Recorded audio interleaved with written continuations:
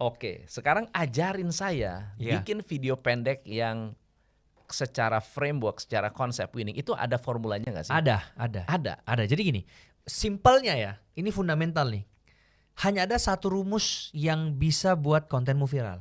Apa tuh? Gak ada cara lain nih coach. Ya. Saya udah 2 tahun terakhir saya udah berusaha mencari rumus lain selain ini, tapi nggak ketemu-ketemu. Oke. Nah rumusnya adalah kamu harus bisa buat video yang ditonton orang dari awal sampai habis.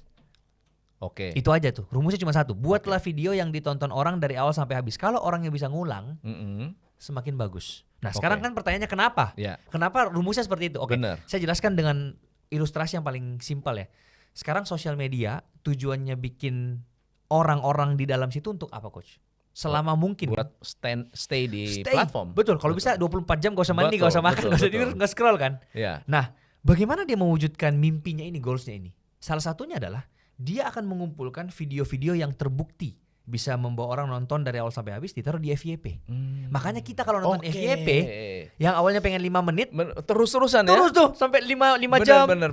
Bukan karena FYP menghipnotis atau apa. Tugasnya dia cuma ngumpulin doang nih video-video yang berhasil membawa orang nonton dari awal sampai habis. Nah, jadi kalau kita yang mau masuk FYP, kita balik sekarang kan. Berarti kita yang harus bisa buat video yang ditonton orang dari awal sampai habis. Baru kita masuk FYP. Oke. Pertanyaan berikutnya. Yes. Gimana caranya orang nonton dari awal sampai habis? Oke.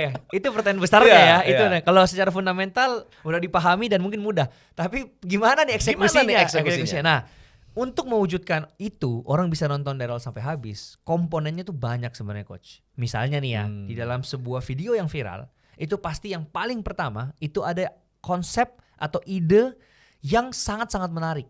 Oke. Nah, di dalam konsep atau ide ini itu dibagi menjadi 7 nih misalnya. Oke. Yang pertama misalnya berhubungan sama orang terkenal.